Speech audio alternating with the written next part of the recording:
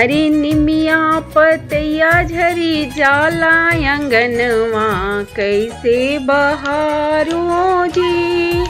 निमिया पतैया झरी जाला अंगनवा कैसे बहारो जी। ओही अंगनवा ससुर जी के डेरा, ओही अंगनवा ससुर जी के डेरा।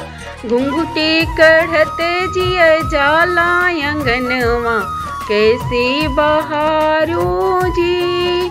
निमिया के तीती पतैया रजा उसे जड़ से कटा तो जी।